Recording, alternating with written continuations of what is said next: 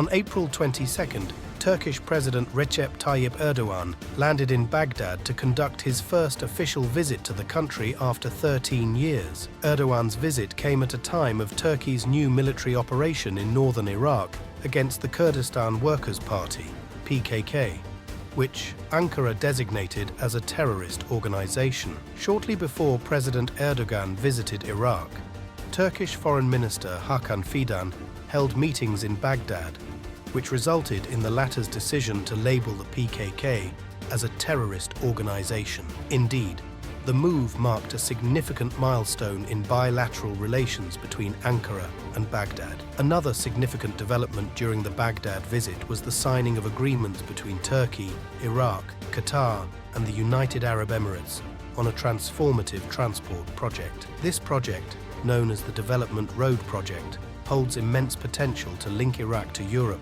and eliminate long-standing water disputes between Turkey and Iraq. Qatar and the Emirates, as potential sponsors, are set to invest in this estimated $20 billion transportation link, spanning 1,175 kilometers from the oil-rich southern Iraqi province of Basra to Turkey via road and railway, promising a boost to Iraq's economy. Water from the Tigris and Euphrates rivers has been a significant point of contention between Iraq and Turkey, with Baghdad accusing Ankara of restricting its access to its water lifeline through the use of dams. The Development Road Project, stretching from southern Iraq to the border with Turkey, aims to connect the Persian Gulf with Turkey, significantly enhancing Iraq's geopolitical stance and generating economic gains for Baghdad. When completed, the project will also shorten the travel time between Asia and Europe. The broader project will include a highway and rail line dubbed the Dry Canal Corridor.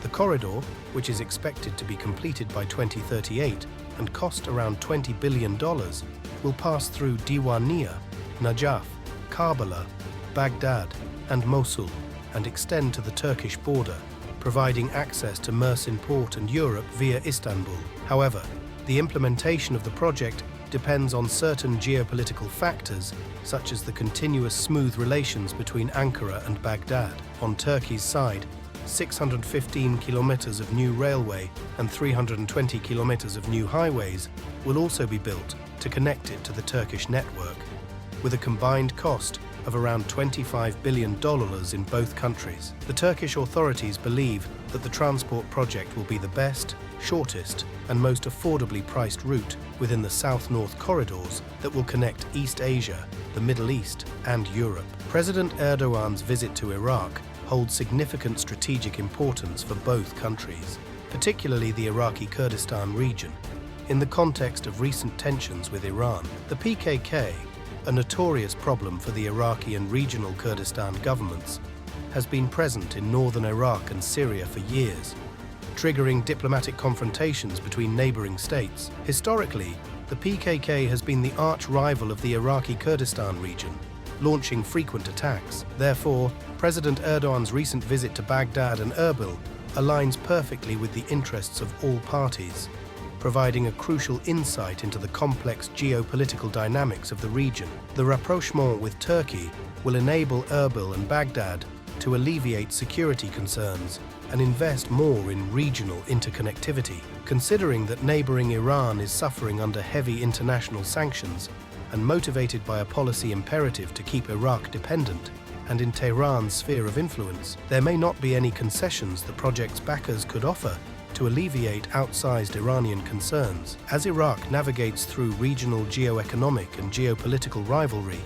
it faces the challenge of competing trade connectivity projects. However, the recent agreement with Turkey, Qatar, and the United Arab Emirates presents a promising opportunity for Iraq to establish itself as a sustained regional country. The potential failure to realize this opportunity, especially if caused by corruption and mismanagement, could reinforce the perception that Iraq is unable to diversify its economy and escape the rentierism trap.